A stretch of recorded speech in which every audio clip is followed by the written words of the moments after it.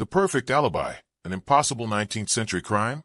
On the morning of June 27, 1876, the residents of Balham, a respectable suburb sprawling south of London, awoke to news that would shatter their community's quiet dignity. Charles Bravo, a 30-year-old barrister with a promising future and connections to some of England's most prominent families, lay dying in agony at the Priory, his grand Italianate mansion overlooking Tooting Common. But this was no ordinary death. Charles Bravo had been poisoned, deliberately and methodically, and with such cunning that even as he writhed in unbearable pain, he would take 3 agonizing days to die. The substance coursing through his veins was antimony, a metallic poison favored by those who understood chemistry and craved a death that mimicked natural illness. In the gaslit parlors of Victorian London, where propriety masked secrets and reputation meant everything, someone had committed murder with surgical precision. What made this case truly extraordinary wasn't just the brutality of the crime, it was the impossibility of it. On the night of April 18, 1876, Charles had retired to his bedroom at the Priory around 9:30 in the evening. His young wife, Florence, occupied the adjoining room, separated only by a door that remained open between them. The household staff, cook, butler, housemaid, and companion, all accounted for their whereabouts throughout that fatal evening. Within 30 minutes of retiring, Charles staggered from his room, screaming that he'd been poisoned, calling for hot water, begging for help as his body began its violent rebellion against the toxin destroying him from within. The physicians who rushed to his bedside were baffled. Dr. George Johnson, one of London's most respected medical men, worked frantically to save him, but the poison had already begun its irreversible work. Charles's organs were shutting down, his body convulsing, yet in his lucid moments, he insisted he'd taken nothing unusual, consumed nothing out of the ordinary. He'd simply drunk a glass of water from the carafe beside his bed, water that should have been as harmless as rainfall. Here's what made investigators pause. Antimony doesn't work instantly. It requires time, planning, and most crucially, access. Someone had to have placed a lethal dose into that water carafe, knowing Charles would drink from it, knowing the poison would act within the precise window of time when he was alone in his room. But who? The servants had no motive and limited access to such a poison. Florence, his wife of only 4 months, had been in her own room, visible to her companion, Mrs. Jane Cox, during the critical minutes. Every person in that household, it seemed, had an alibi that placed them somewhere else, doing something innocent, when death was poured into a simple glass vessel. If cases like this fascinate you, subscribe to the Crime O'Clock, where every mystery has a ticking timeline waiting to be uncovered. The post-mortem examination only deepened the mystery. The antimony found in Charles's body was substantial, enough to kill a man twice his size. This wasn't an accidental ingestion or a medicinal overdose gone wrong. This was murder, calculated and cold. Yet Scotland Yard's finest investigators found themselves facing an impossible puzzle. A victim poisoned in his own locked bedroom, with every suspect possessing an unbreakable alibi, and no clear path for how the poison entered his system. Victorian England prided itself on rationality, on the scientific method, on the triumph of reason over superstition. But in the spring of 1876, the death of Charles Bravo presented something that reason couldn't immediately explain. A crime that appeared to have been committed by a ghost, by someone who existed in multiple places simultaneously, or by no one at all. The newspapers seized upon the story with ravenous appetite. The Balham Mystery, they called it, and speculation ran wild through London's drawing rooms and public houses alike. What the public didn't yet know, what investigators were only beginning to piece together, was that the Priory held secrets far darker than its elegant facade suggested. Behind the mahogany doors and beneath the crystal chandeliers, 3 lives had become hopelessly entangled in a web of jealousy, financial desperation, and forbidden desire. Charles Bravo wasn't just a victim. He was a man who had made enemies in his own home, who had threatened those closest to him, who had perhaps underestimated how far someone would go when trapped in a corner with no escape. The investigation would eventually expose scandals that Victorian society desperately wanted to keep hidden. It would reveal that alibis, no matter how carefully constructed, always contain fractures, tiny inconsistencies that grow wider under scrutiny. And it would prove that in 1876, when communication moved at the speed of horse-drawn carriages and telegraphs, when forensic science was in its infancy and circumstantial evidence could hang a man, the perfect crime was still nothing more than an illusion. Because in the end, the truth always leaves a trace. Always. Charles Delaney Turner Bravo had been born into privilege, bred for success, and groomed to inhabit the upper echelons of Victorian society. At 30 years old, he possessed everything a man of his era could desire: a thriving law practice in London's prestigious legal district, family connections that opened doors throughout England's aristocracy, and a physical presence that commanded attention in any room he entered. Tall, dark-haired, with penetrating eyes that missed nothing, Charles carried himself with the confidence of someone who had never known true failure. But beneath that polished exterior lived a man whose character was far more complex than his public persona suggested. Those who knew him well, truly knew him, spoke of a controlling temperament, a volcanic rage that could erupt without warning, and a miserly nature that seemed almost pathological for someone of his means. Charles counted every penny, scrutinized every household expense, and wielded financial control like a weapon. Money, to Charles Bravo, wasn't just currency. It was power, leverage, the means by which he maintained dominion over those around him. His marriage to Florence Ricardo in January of 1876 had raised eyebrows throughout London society, though few dared speak their concerns aloud. Florence wasn't a blushing virgin bride fresh from her father's estate. She was a widow at 29, a woman with a past that whispered scandal despite her considerable fortune. Her first husband, Captain Alexander Ricardo, had died just 2 years earlier, leaving her a wealthy woman with the Priory estate and an annual income that exceeded £3,000, a fortune by any measure. But Florence's wealth came with complications that Charles had either ignored or believed he could manage. Before her marriage to Captain Ricardo, Florence had been Florence Campbell, daughter of a wealthy merchant who had made his money in Australia's gold fields. She was beautiful, vivacious, and tragically prone to what Victorian doctors delicately termed nervous conditions. She suffered from painful ailments that required constant medical attention, and she had developed dependencies on both alcohol and chloral hydrate, a sedative prescribed liberally by physicians of the era. More troubling still was her relationship with Dr. James Gully, a physician 27 years her senior, who had treated her at his fashionable water cure establishment in Malvern.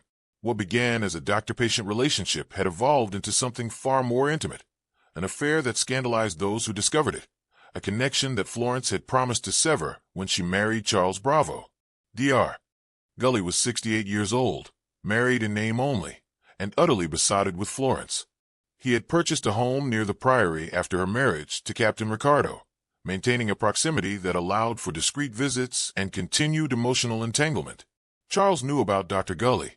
Florence had confessed the affair before their marriage, believing honesty would cleanse her past and allow them to start fresh. Charles had accepted her confession with what seemed like understanding, but those close to the couple soon realized that acceptance was merely performance. In private, Charles wielded Florence's past like a cudgel, throwing Dr. Gully's name at her during arguments, making her feel perpetually guilty, perpetually indebted to him for having overlooked her indiscretion. The household at the Priory reflected this tension. Mrs. Jane Cox, Florence's companion and confidant, had been with her since the days of her first marriage. Jane was a widow herself, dependent on Florence's generosity, living in the uncomfortable space between servant and friend. She knew Florence's secrets, had witnessed the affair with Dr. Gully, and now found herself navigating the treacherous waters of Charles Bravo's household, where every conversation seemed mined with hidden dangers. In the 4 months since the wedding, the marriage had deteriorated with shocking speed.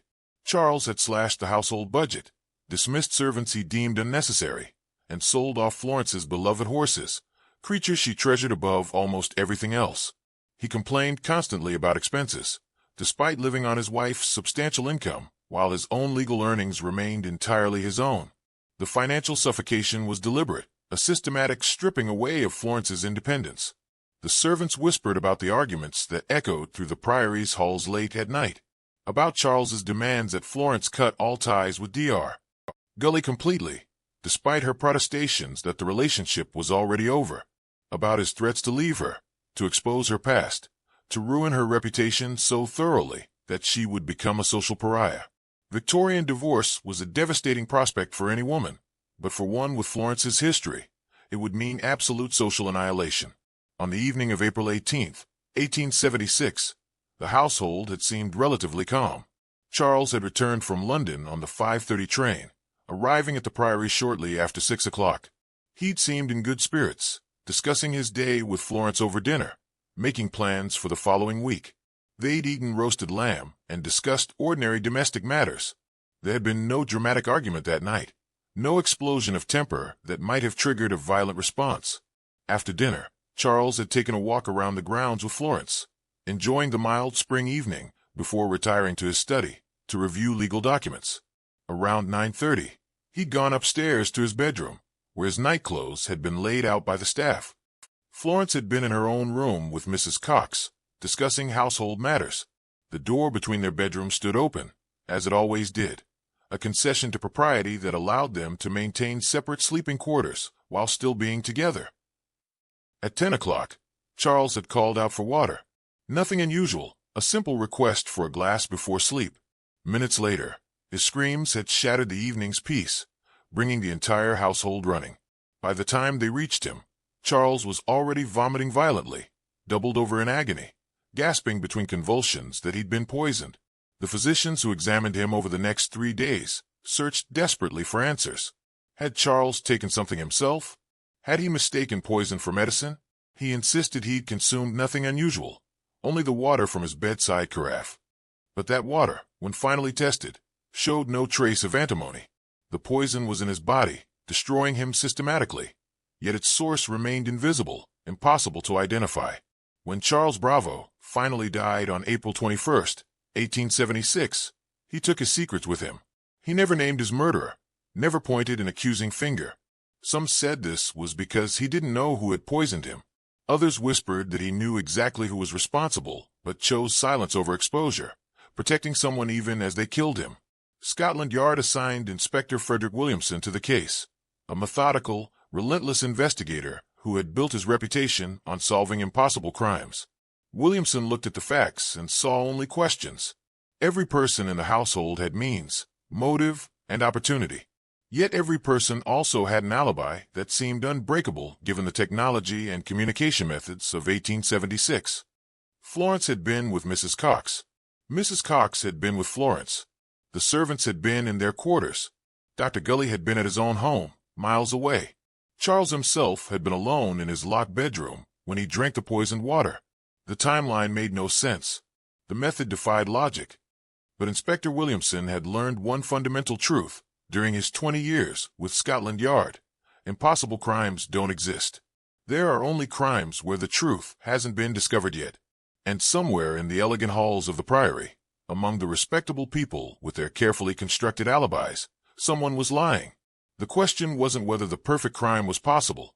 The question was how long the truth could remain hidden when everyone involved had something to lose. To understand how someone could commit murder in 1876 and construct an alibi that seemed utterly unbreakable, one must first understand the limitations and possibilities of that era. This was a world without telephones, without fingerprint analysis, without the forensic tools that modern investigators take for granted. Communication moved at the speed of a telegram or a horse-drawn carriage. Timekeeping was imprecise. Pocket watches varied by minutes, and establishing exact chronologies relied entirely on human memory and testimony. These limitations created opportunities for the clever and the desperate. A person could be seen in one location while their crime unfolded miles away, because verification was slow and witnesses were fallible. Alibis weren't verified through security cameras or cell phone records. They depended entirely on the credibility of those who provided them. And credibility, in Victorian England, was intimately tied to social class, reputation, and the appearance of respectability. Inspector Williamson began his investigation by doing what any good detective does. He reconstructed the timeline of April 18th with obsessive precision. Every movement, every conversation, every moment had to be accounted for and cross-referenced. What he discovered was a day that seemed almost suspiciously ordinary until its fatal conclusion. Charles Bravo had left for London on the morning train, arriving at his chambers around 9 o'clock. Multiple clerks and colleagues confirmed his presence throughout the day. He'd worked on legal briefs, met with clients, lunched at his club. His movements were documented, witnessed, and entirely unremarkable. At precisely 4:30 that afternoon, He'd left his chambers and made his way to Victoria Station, boarding the 5:30 train to Balham. The ticket collector remembered him. Mr. Bravo was a regular passenger, always punctual, always alone. He'd arrived at the Priory shortly after 6 o'clock, greeted by Florence and Mrs. Cox. The household staff confirmed his arrival, the butler taking his coat, the cook beginning final preparations for dinner. Here the timeline became crucial, because from this moment forward, every person's whereabouts would be scrutinized for gaps, inconsistencies, moments when someone could have accessed Charles's bedroom unobserved. Dinner was served at 7 o'clock. Charles, Florence, and Mrs. Cox dined together in the formal dining room, a meal that lasted approximately 90 minutes. The staff served roasted lamb, potatoes, vegetables, and a light wine. Conversation was pleasant, unremarkable. No arguments, no tension that the servants could detect. After dinner, Charles and Florence took their customary walk around the grounds, while Mrs. Cox retired to Florence's sitting room to attend to correspondence. At approximately 9 o'clock, Charles retreated to his study to review legal documents. Florence joined Mrs. Cox upstairs, and the two women spent the next 30 minutes discussing household accounts and planning the following week's menus. At 9:30, Charles came upstairs, passed through the corridor where Florence's sitting room was located, bid both women good night, and entered his bedroom. This is where the architecture of the alibi became most intricate. Charles's bedroom was situated at the end of the corridor, with Florence's room directly adjacent and connected by an interior door. The servants' quarters were on the floor above, accessed by a separate staircase. To reach Charles's room, one had to pass through the main corridor, a space that was, theoretically, visible from Florence's sitting room where she and Mrs. Cox remained until after 10 o'clock. The staff testified that they'd heard nothing unusual before Charles's screams. The butler had been in the pantry, inventorying silver. The cook was in the kitchen, preparing bread for the next day. The housemaid was in her quarters on the upper floor. Each had alibis confirmed by the others, the interlocking testimonies of servants whose livelihoods depended on their trustworthiness. But it was Mrs. Jane Cox's testimony that became the cornerstone of what investigators would later call the conspiracy of silence. Jane claimed she'd been with Florence continuously from approximately 8:45 until after 10 o'clock. The two women had been together, visible to each other, engaged in conversation and household business. Neither had left the sitting room. Neither had entered Charles's bedroom. When Charles had called out for water around 10 o'clock, it was Jane who had gone to fetch it, but she'd brought it from the water closet down the hall, not from his bedroom carafe. Inspector Williamson found this testimony problematic for several reasons. First, it seemed almost too perfect, two women providing alibis for each other with no gaps, no moments of separation. Second, Jane Cox's loyalty to Florence was absolute. She was financially dependent on her mistress and had every reason to protect her. Third, and most troubling, Jane had been present during Florence's affair with Dr. Gully. She knew secrets that could destroy Florence's reputation. She was, in modern terms, an accomplice to past indiscretions, which made her credibility as a witness questionable. Dr. James Manby Gully presented an even more complex challenge. On the evening of April 18th, Dr. Gully claimed to have been at his home in Streatham, several miles from the Priory. His servants confirmed his presence at dinner. His housekeeper testified that he'd retired to his study around 8 o'clock and hadn't left the house. It appeared to be an ironclad alibi, a respectable physician, witnessed by his own staff, nowhere near the crime scene when the poison was administered. But Inspector Williamson discovered something that troubled him deeply. Dr. Gully had an extensive knowledge of poisons. His medical practice had involved treating patients with various substances, including antimony, which was sometimes used in small doses as a therapeutic agent. He had access, he had knowledge, and he had motive. Charles Bravo had effectively stolen the woman Dr. Gully loved, had married her and then, by all accounts, made her miserable.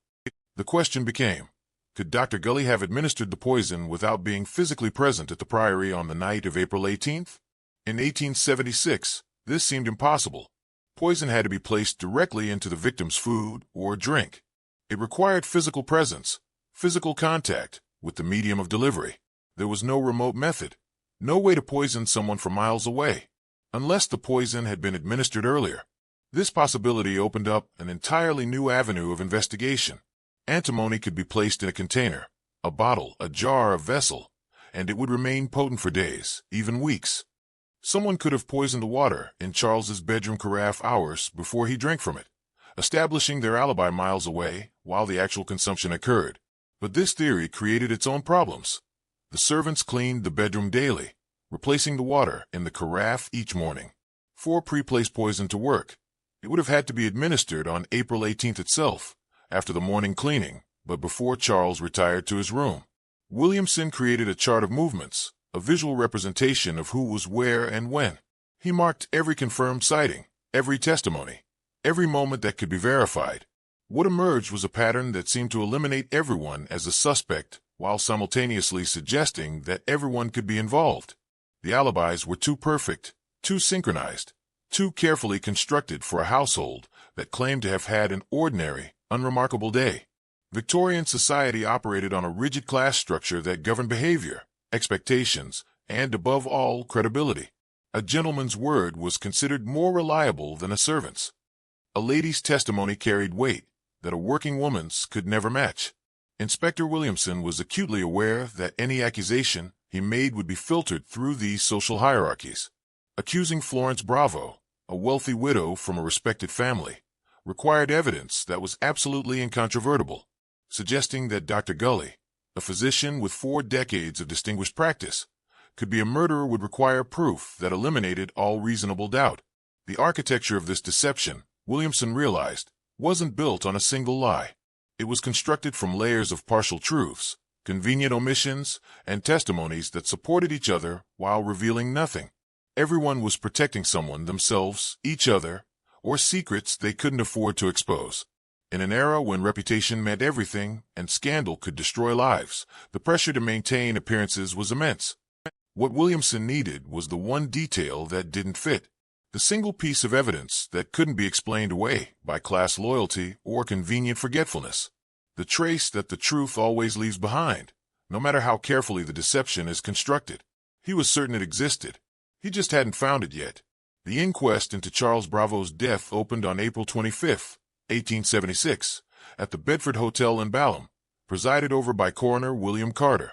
Victorian inquests were public spectacles, part judicial proceeding and part theater, where the details of people's private lives were exposed for the entertainment of a scandal-hungry public. Reporters packed the room, their pencils poised to capture every salacious detail for the morning editions. The respectable citizens of Balham filled the gallery, eager to hear testimony about what had happened behind the Priory's imposing walls. What they heard during those initial proceedings was a carefully orchestrated performance of grief, confusion, and apparent innocence. Florence Bravo, dressed in mourning black, testified that her marriage had been happy, that Charles had been in good health and spirits, that she could conceive of no reason why anyone would want to harm him. Her testimony was delivered in a voice barely above a whisper, punctuated by tears that seemed genuine. She was the picture of a devastated widow, and public sympathy leaned heavily in her favor. Mrs. Jane Cox corroborated every detail of Florence's account. The two women's testimonies aligned so perfectly that several jurors exchanged skeptical glances. Jane described the evening of April 18th with meticulous precision. The time dinner concluded, the walk Charles and Florence had taken, the conversations in Florence's sitting room. She maintained that she'd been with Florence continuously, that neither of them had entered Charles's bedroom, that the first indication of trouble had been Charles's terrible screams. The household servants testified next, each providing alibis for themselves and, indirectly, for one another. The butler, Frederick Rowe, stated he'd been in the pantry conducting inventory. The cook, Mary Ann Keeber, confirmed she'd been in the kitchen. The housemaid, Jane Glenister, testified she'd been in her quarters on the upper floor. Their testimonies were consistent, unremarkable, and largely useless for establishing what had actually occurred. The medical testimony proved more illuminating. Dr. George Johnson, who had attended Charles during his final days, testified that the antimony poisoning had been severe and almost certainly fatal from the moment of ingestion. The amount required to cause such devastating effects suggested intentional administration, not accidental exposure. Dr. Johnson also noted something that would become crucial. Charles had been in remarkable health before that evening. There was no indication of gradual poisoning, no progressive symptoms that might suggest repeated small doses. This had been a single, massive administration of poison. After 3 days of testimony, The jury returned a verdict that satisfied no one. Willful murder by a person or persons unknown. It was a conclusion that acknowledged the crime while avoiding any specific accusation. The jury simply didn't have enough evidence to name a culprit. The case should have ended there, filed away as one of Victorian England's unsolved mysteries. But it didn't end. It couldn't end, because whispers were already spreading through London's drawing rooms and gentlemen's clubs, whispers that forced Scotland Yard to look deeper. The whispers concerned Dr. James Manby Gully and Florence Bravo. Within days of the inquest's conclusion, anonymous letters began arriving at Scotland Yard and at newspaper offices, letters that detailed Florence's affair with the elderly physician. The letters spoke of clandestine meetings, of passionate correspondence, of a relationship that had allegedly continued even after Florence's marriage to Charles Bravo. Some letters went further, suggesting that Dr. Gully had supplied Florence with poisons under the guise of medical treatment, that the two had conspired to eliminate Charles so they could be together without the impediment of an inconvenient husband. Inspector Williamson treated these letters with appropriate skepticism. Anonymous accusations were common in high-profile cases, often motivated by personal grudges or the desire for attention. But certain details in the letters could only have come from someone with intimate knowledge of the household. References to specific conversations, to private moments, to financial arrangements between Florence and Dr. Gully that weren't public knowledge. Someone close to the situation was talking, and their information was too specific to dismiss entirely. Williamson began investigating Dr. Gully's background with renewed intensity. What he discovered was a man whose reputation, while publicly sterling, had private complications. Dr. Gully had indeed been Florence's physician, had indeed treated her at his Malvern establishment, and had indeed maintained contact with her after she'd left his care. Financial records showed that Dr. Gully had loaned Florence substantial sums of money during her first marriage, loans that suggested a relationship far beyond doctor and patient. More troubling were the pharmacy records. Dr. Gully had purchased antimony tartrate on multiple occasions for his medical practice. He kept various poisons in his dispensary, all properly documented and accounted for under the medical regulations of the time. But regulations in 1876 were lax by modern standards. A physician's poison book was self-reported, maintained by the doctor himself, with no independent oversight. If Dr. Gully had removed antimony from his stores and failed to record it, there would be no way to detect the discrepancy. Williamson also discovered that Dr. Gully's alibi, while confirmed by his servants, had a curious gap. The housekeeper testified that Dr. Gully had been home all evening on April 18th, but she'd served him dinner at 6:30 and hadn't seen him again until she brought him his morning tea at 7 o'clock the following day. Dr. Gully's study had a separate entrance that opened onto the garden, an entrance that would allow him to come and go without the household staff observing his movements. The distance between Dr. Gully's home and the Priory was approximately 3 miles, a journey that could be made in 20 minutes by carriage, perhaps 40 minutes on foot. The timeline was tight, but theoretically possible. If Dr. Gully had left his home after dinner, he could have reached the Priory by 8:30 or 9 o'clock, administered the poison, and returned to his own residence by 10:30, all without his servants being aware of his absence. But this scenario required Dr. Gully to have accessed Charles's bedroom undetected, to have poisoned the water carafe without being seen by Florence, Mrs. Cox, or any of the household staff. Inspector Williamson was a methodical man, but even he struggled with the logistics. The Priory wasn't some isolated cottage where an intruder could slip in and out unnoticed. It was a substantial estate with staff quarters, with regular patrols, by the butler checking doors and windows, with a household that was awake and active until well past 10 o'clock. For Dr. Gully to have committed this crime, he would have needed intimate knowledge of the house's layout, of the staff's routines, of the precise moment when he could access Charles's bedroom without observation. And yet, there was another possibility that Williamson was beginning to consider, a possibility that explained the perfect alibis, the lack of physical evidence, the seemingly impossible logistics. What if Dr. Gully hadn't acted alone? What if the crime required cooperation from someone inside the household, someone who could ensure access, who could guarantee that certain doors remained unlocked, that certain witnesses would be conveniently distracted at crucial moments? What if Florence Bravo herself was not a grieving widow, but a willing accomplice? This theory was explosive, scandalous, and extraordinarily difficult to prove. It suggested that a respectable woman had conspired to murder her own husband, that she'd worked with her former lover to commit a crime, and then had lied to investigators, to the inquest jury, to the entire legal system. In Victorian England, such an accusation against a woman of Florence's social standing required evidence that was beyond circumstantial, beyond suggestive. It required proof. Williamson began re-interviewing witnesses, this time asking different questions, probing for inconsistencies that had been overlooked during the initial investigation. He spoke to the household staff individually, away from the Priory, in settings where they might feel more comfortable revealing uncomfortable truths. And slowly, carefully, contradictions began to emerge. The housemaid, Jane Glenister, admitted under gentle questioning that she hadn't actually been in her quarters the entire evening of April 18th. She'd gone downstairs briefly around 9:30 to fetch something from the kitchen, a detail she'd omitted from her initial testimony because it seemed irrelevant. But that admission created a gap in the servants' interlocking alibis, a moment when the upstairs corridor could have been unobserved. The butler, Frederick Rowe, revealed that Mrs. Cox had seemed unusually agitated in the days before Charles's death, that she'd asked him odd questions about the household routine, about when he checked the doors, about the staff's evening schedules. He'd thought nothing of it at the time, Mrs. Cox often inquired about household management, but in retrospect, the questions seemed less innocent, more calculated. Most significantly, Williamson discovered that Florence's account of the evening contained a small but crucial inconsistency. She testified that she'd been continuously in her sitting room with Mrs. Cox from approximately 8:45 until after 10 o'clock, but the cook remembered seeing Florence near the kitchen staircase, which provided access to the bedroom corridor, at approximately 9:15, a good 15 minutes after she claimed to have gone upstairs with Mrs. Cox. When confronted with this discrepancy, Florence became defensive.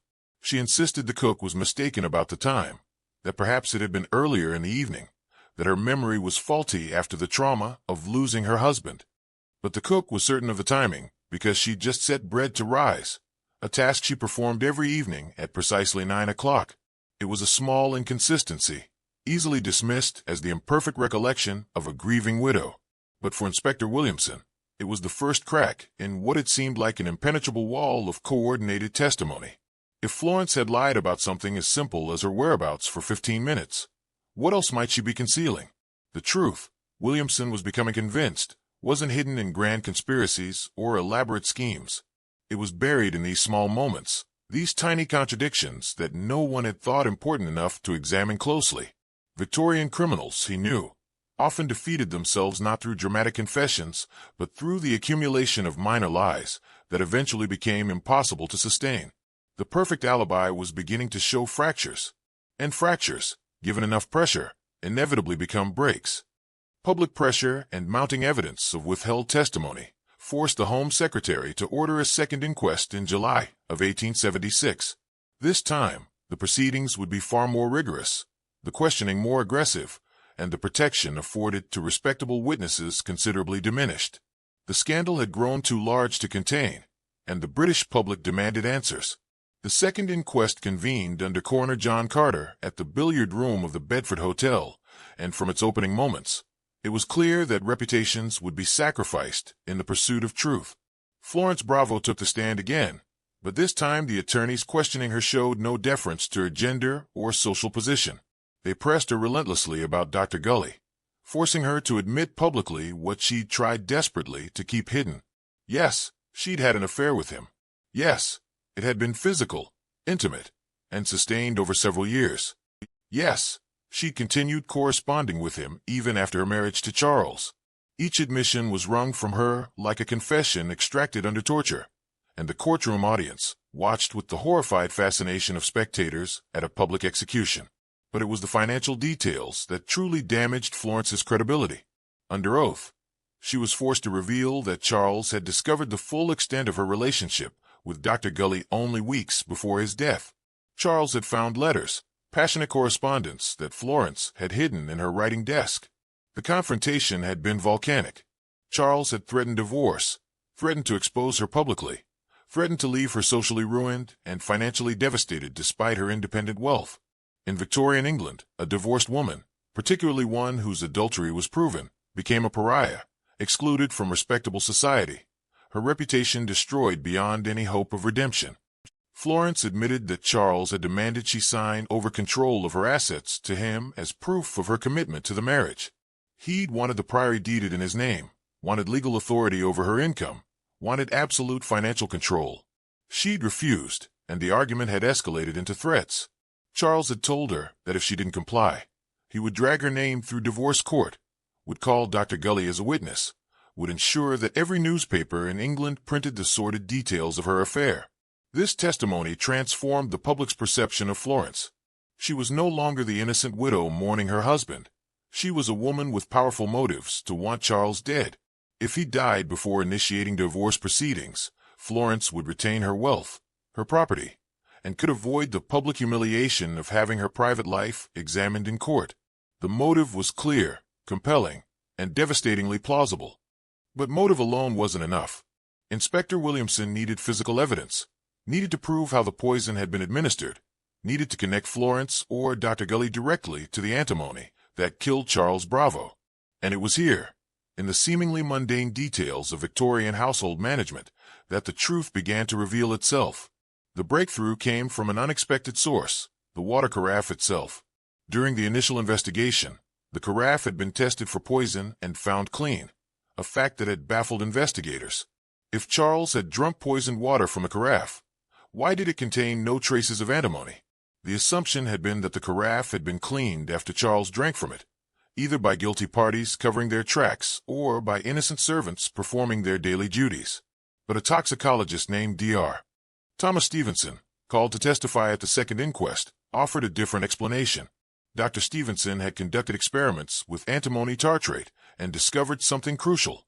When dissolved in water, antimony settled to the bottom of a container within minutes. If someone had poisoned the water in Charles's carafe hours before he drank from it, the antimony would have concentrated at the bottom of the vessel. Charles could have drunk from the top of the carafe multiple times throughout the evening without ingesting any poison.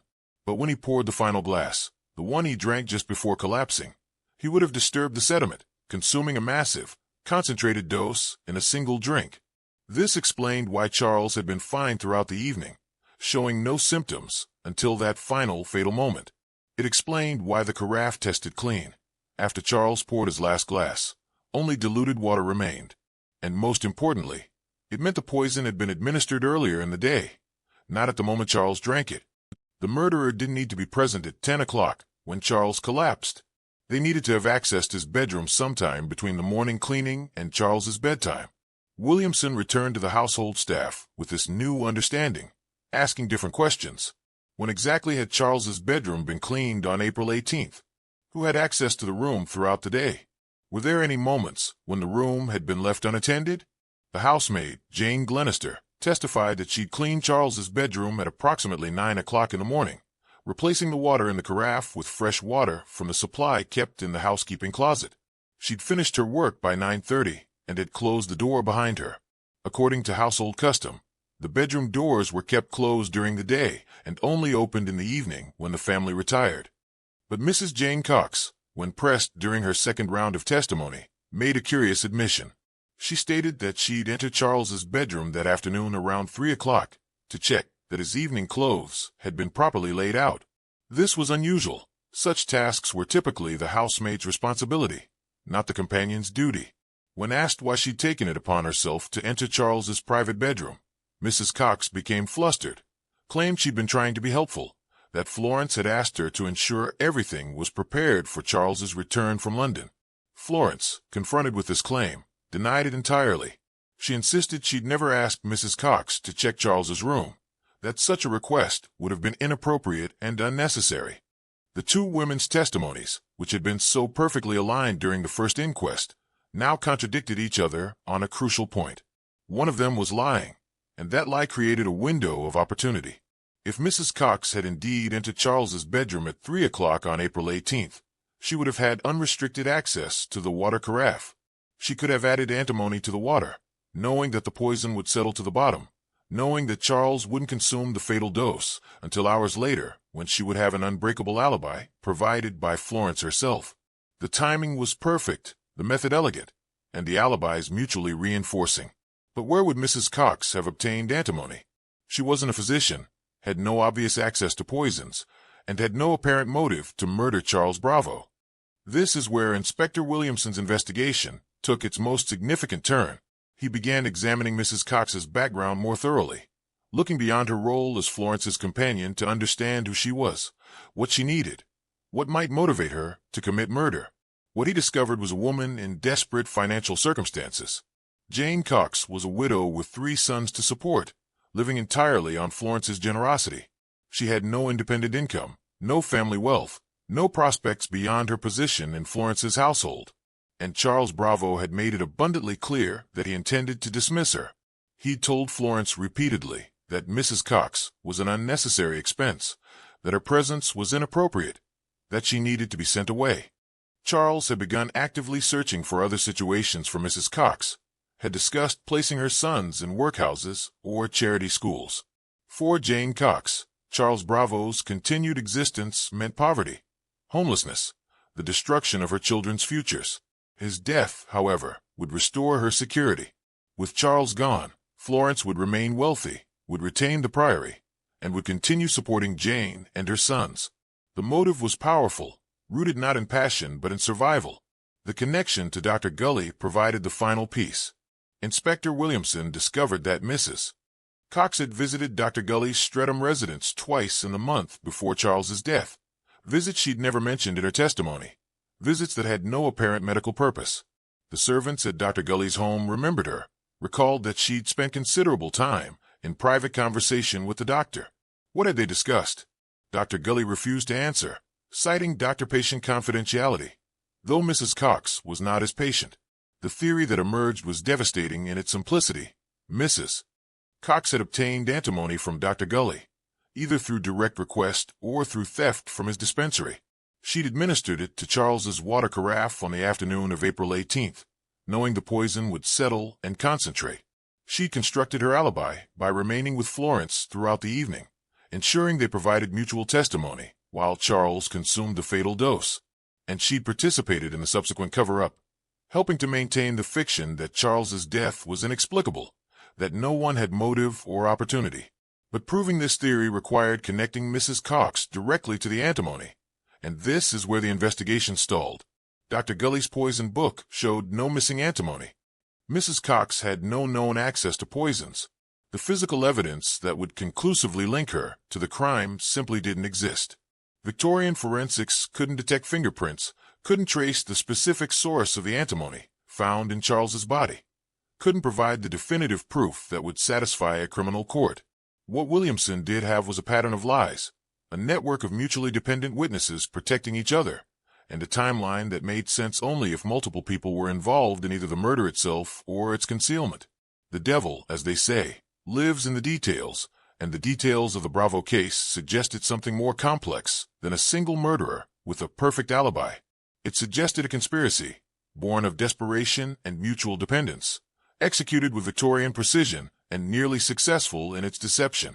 Nearly, but not quite, because the truth had left its traces in contradictory testimonies, in unexplained bedroom visits, in financial motives that no one wanted to acknowledge.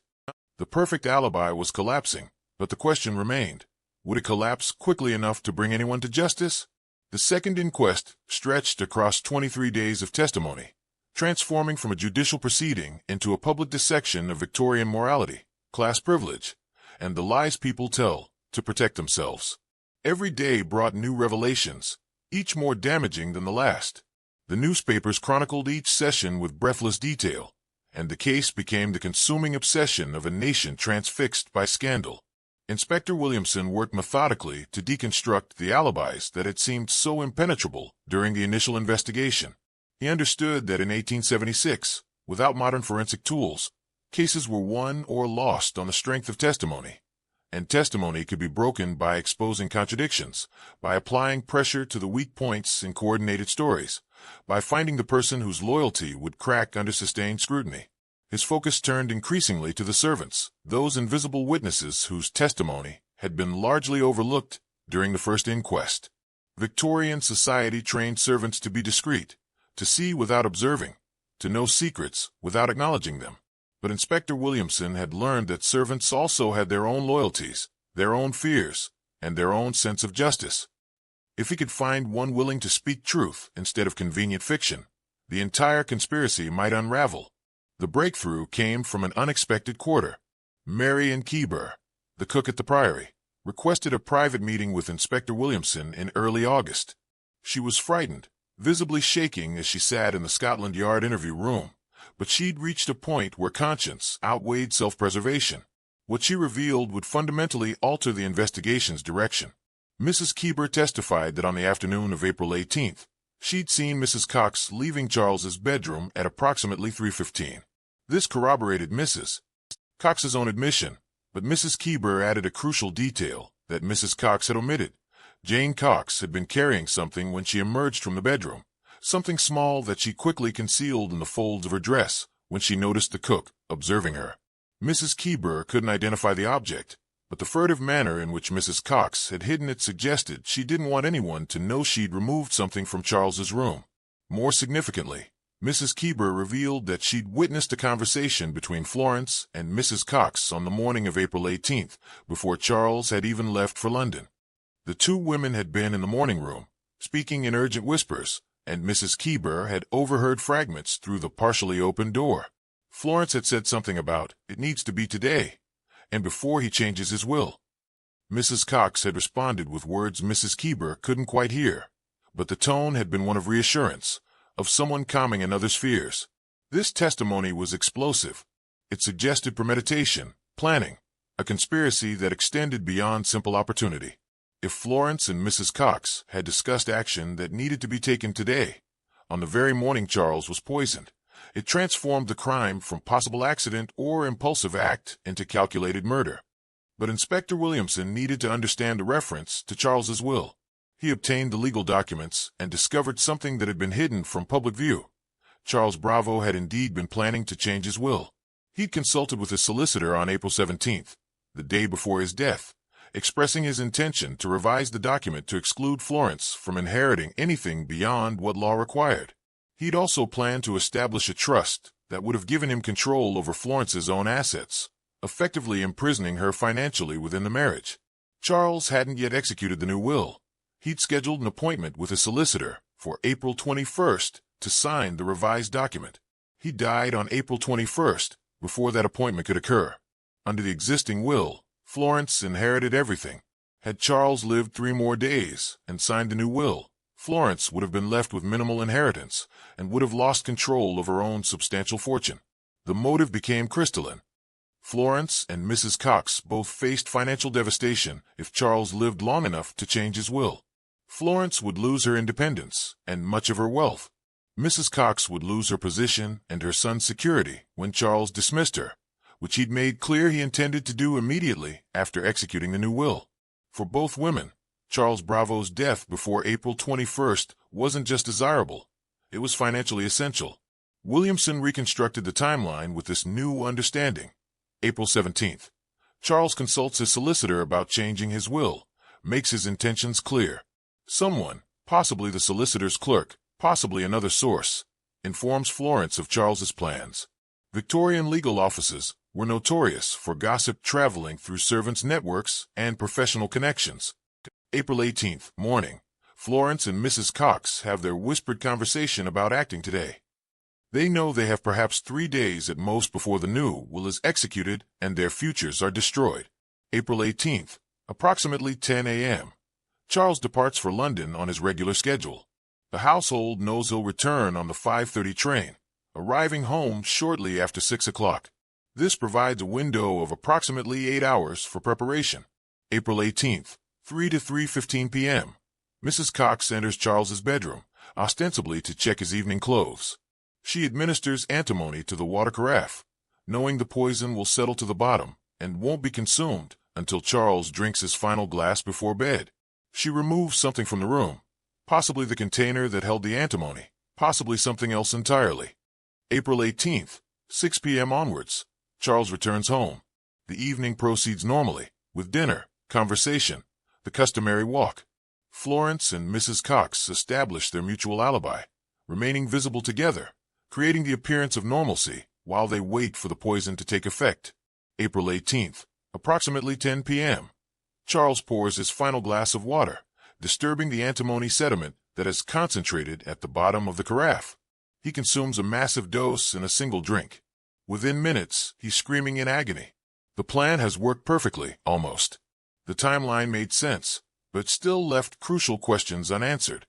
Where had the antimony come from? How had Mrs. Cox obtained it? And most importantly, could Inspector Williamson prove beyond reasonable doubt that this was how the crime had been committed? The answer lay in another overlooked detail, this one involving Dr. Gully.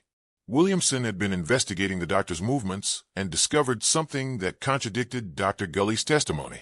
While Dr.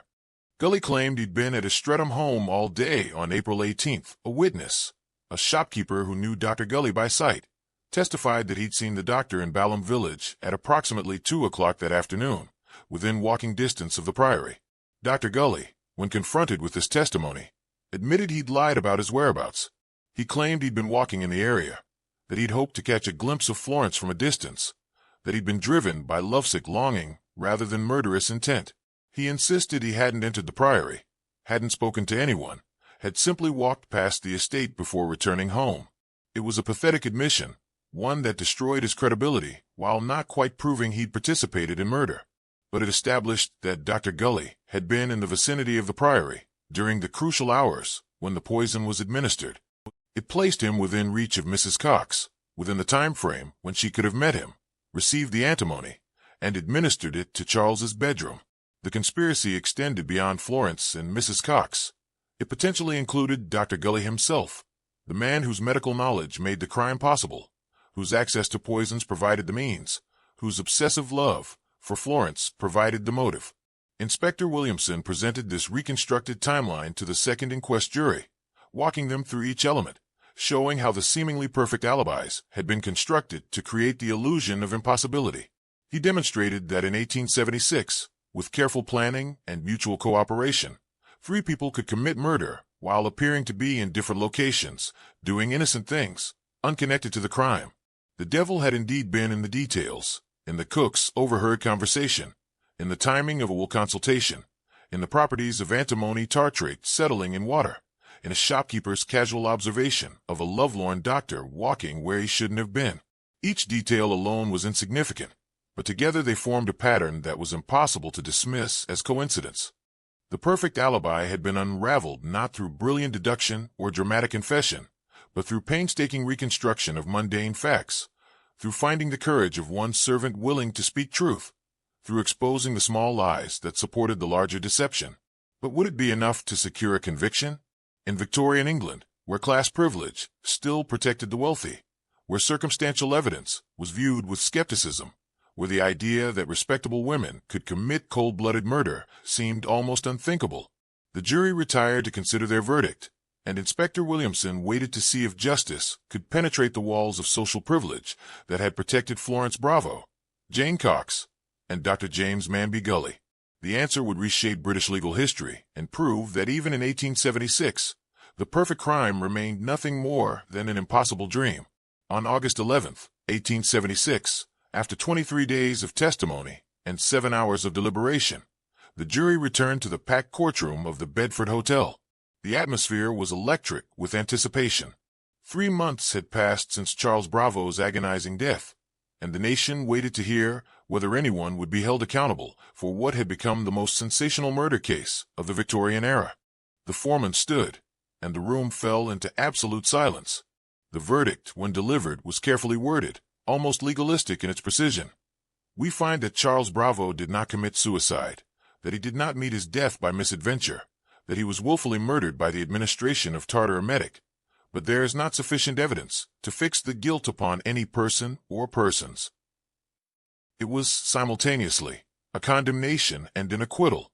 The jury had concluded that Charles Bravo had been murdered, intentionally, deliberately, with malice aforethought, but they could not, or would not, name his killer. The verdict satisfied no one.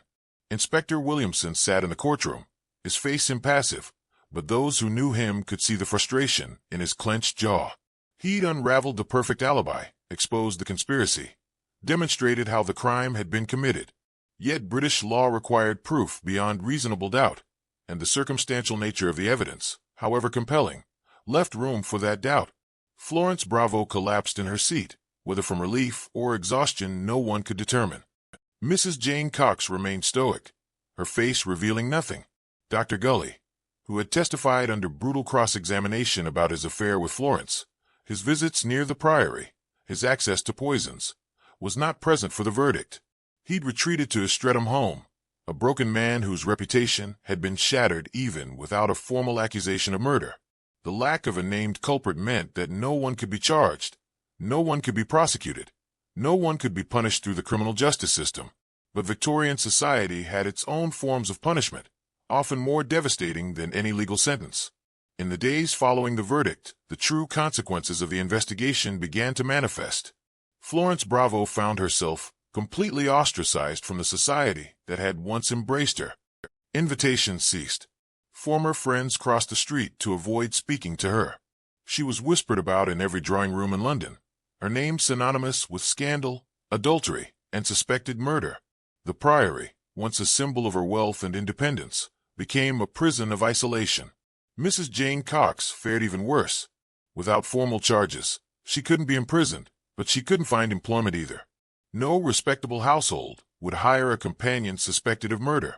Florence, whether from loyalty or guilt or fear of what Mrs.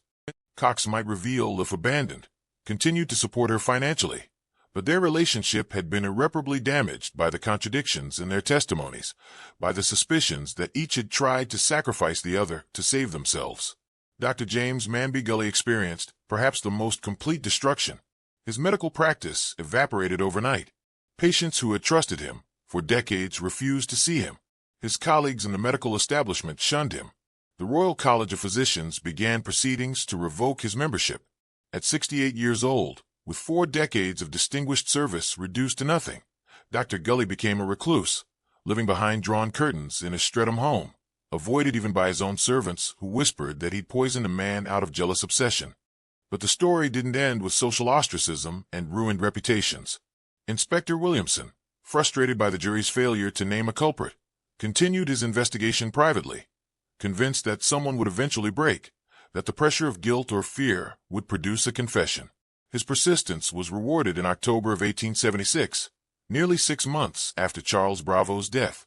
Mary and Keyber, the cook who had provided the crucial testimony about the overheard conversation, came forward with additional information.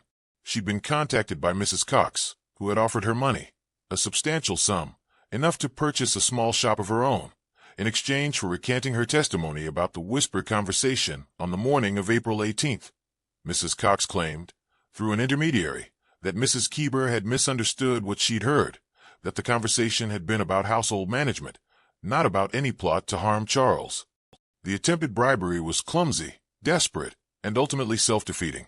It suggested that Mrs. Cox knew her testimony had been false, that she was trying to undo the damage before the truth completely destroyed her. Williamson confronted Mrs. Cox with evidence of the attempted bribery. He met her in Florence's drawing room at the Priory, a setting that seemed almost surreal given the gravity of the conversation. Florence was present, pale and silent, while Mrs. Cox maintained her composure with visible effort. What followed wasn't a dramatic confession, but something more subtle and perhaps more revealing. Williamson laid out the evidence piece by piece: the overheard conversation, the bedroom visit, the contradictory testimonies, the attempted bribery. He explained that while he couldn't prove murder beyond the standard required for criminal prosecution, he could demonstrate that Mrs. Cox had lied repeatedly, had attempted to obstruct justice, and had likely obtained and administered the poison that killed Charles Bravo. Mrs. Cox's response was careful, calculated, and maddeningly ambiguous. She admitted that she'd entered Charles's bedroom on April 18th, but maintained she'd only checked his evening clothes as she testified. She admitted that she'd had conversations with Florence about Charles's plans to change his will, but insisted these were merely expressions of concern, not conspiratorial planning.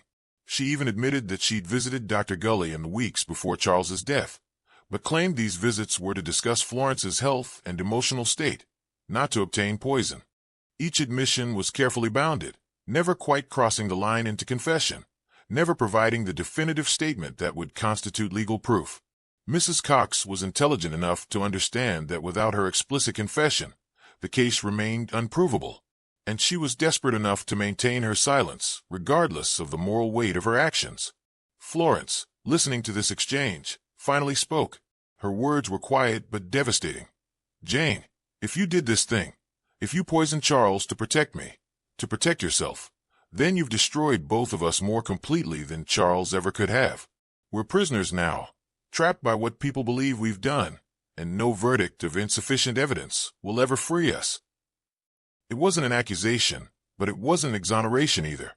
It was an acknowledgement that truth, in this case, might never be formally established, but that consequences would follow nonetheless.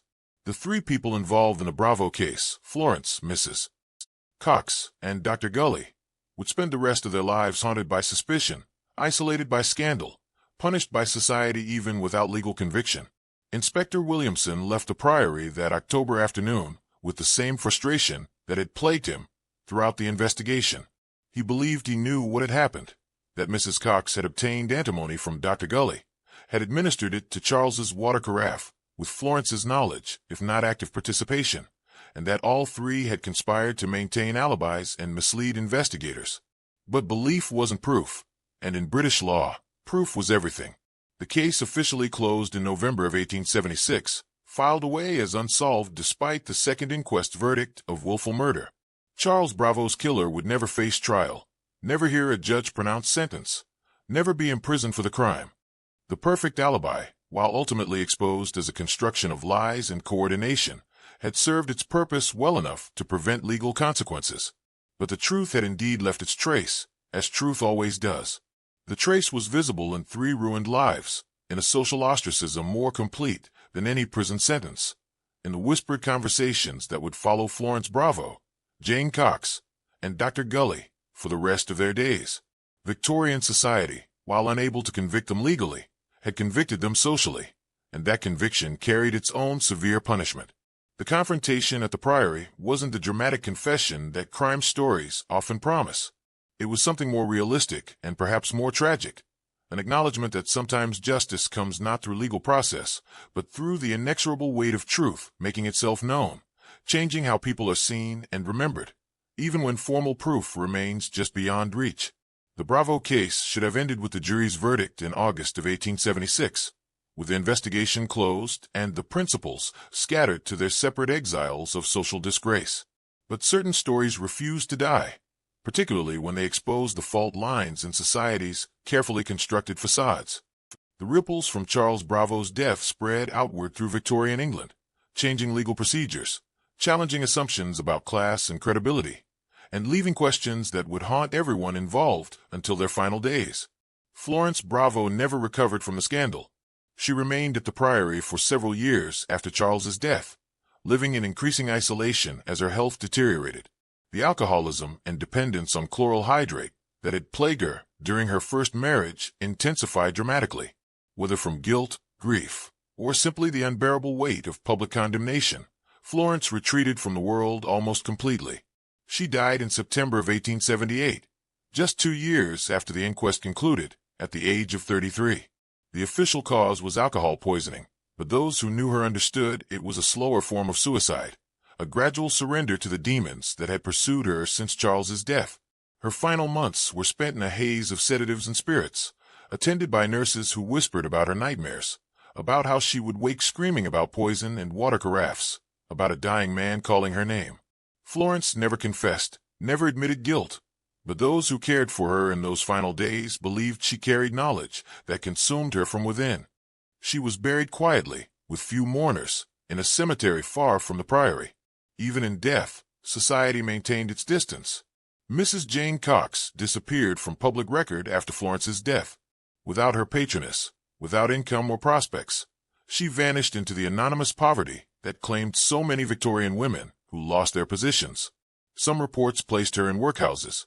Others suggested she'd immigrated to Australia under an assumed name. Inspector Williamson attempted to track her in the 1880s, curious about whether she would ever speak freely now that Florence was dead and social consequences no longer mattered. He never found her. Jane Cox became one of history's ghosts, a woman who might have committed murder, who certainly participated in its concealment, and who ultimately paid the price through complete erasure from the respectable world she desperately tried to remain part of. Dr. James Manby Gully's fate was perhaps the most publicly documented and the most tragic. He lived another 7 years after the inquest, spending them in almost complete isolation. His medical practice never recovered. His colleagues abandoned him. The professional associations that had once honored his contributions to hydropathy and therapeutic medicine revoked his memberships and erased his name from their records. He became the cautionary tale Victorian society loved. The respected gentleman brought low by passion, by association with scandal, by the suggestion, never proven but never forgotten, that he provided poison to murder a rival. Dr. Gully died in March of 1883 at the age of 75. His obituaries were brief, and notably absent of the praise typically afforded to physicians of his stature.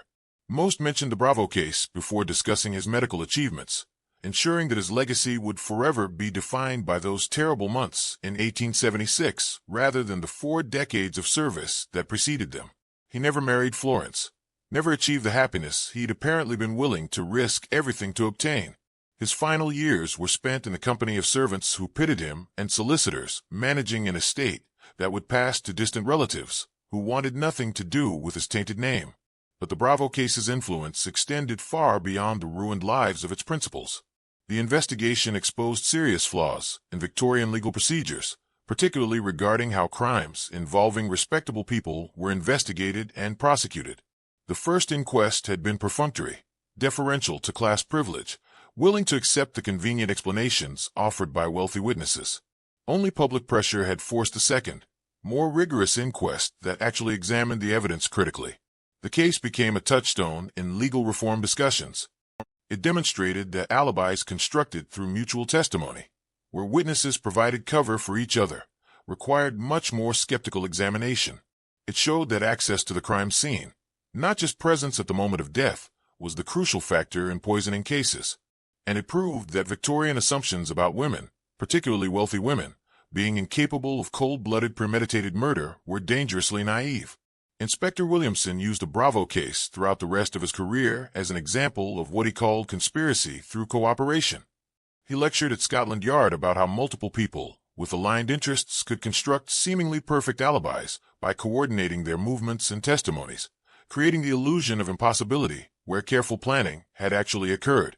His investigative methods, particularly his focus on timeline reconstruction and exposing small contradictions in coordinated testimonies, became standard practice for subsequent murder investigations. The case also changed how Victorian society viewed the institution of marriage, particularly regarding women's property rights and financial independence. Florence's situation, trapped in a marriage where her husband controlled or sought to control her substantial wealth, where divorce would mean social death, but remaining married meant submission to financial tyranny, highlighted the precarious position of even wealthy women under Victorian law.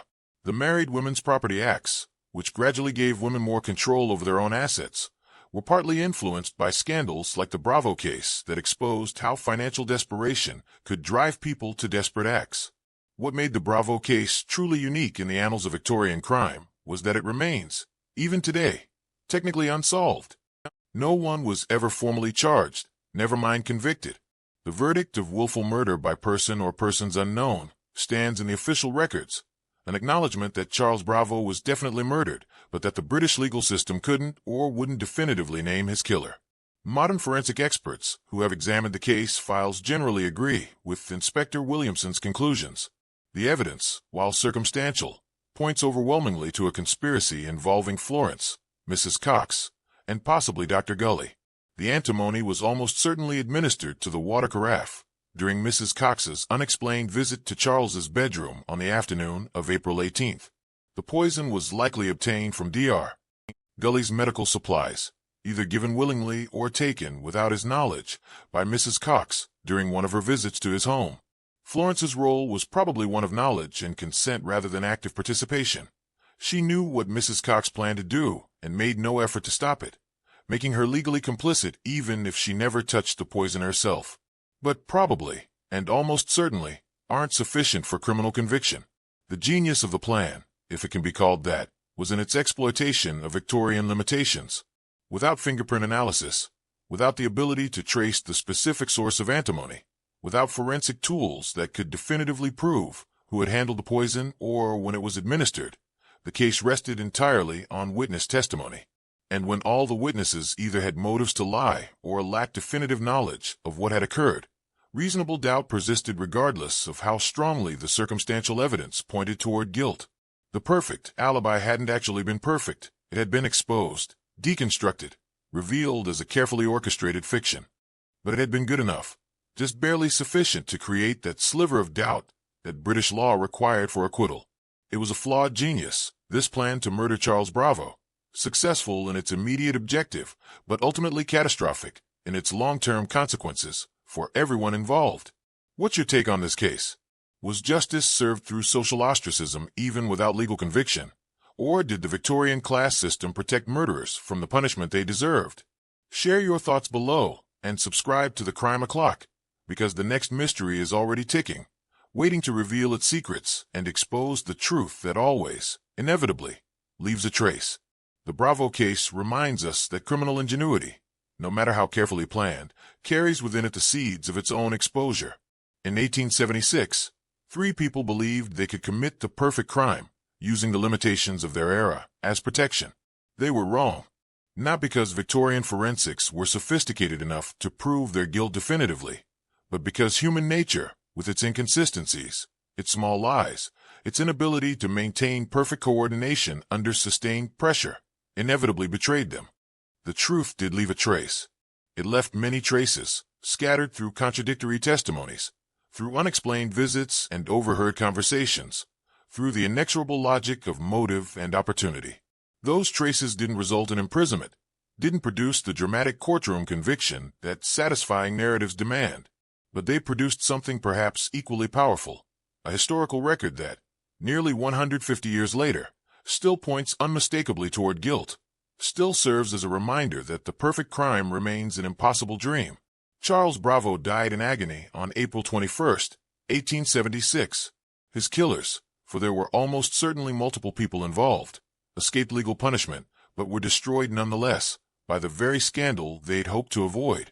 The Priory still stands today, a graceful Victorian mansion with a dark history, a physical reminder that some crimes echo across centuries, their truths gradually revealed through the patient accumulation of evidence, through the refusal of investigators to accept convenient lies, through the fundamental principle that justice, even when delayed or imperfect, eventually asserts itself. The case was never truly closed. It remains open in the court of history, its verdict rendered not by jury, but by the slow, careful examination of facts that reveal themselves only to those willing to look beyond the surface, beyond the alibis and explanations, to the uncomfortable truths that lie beneath.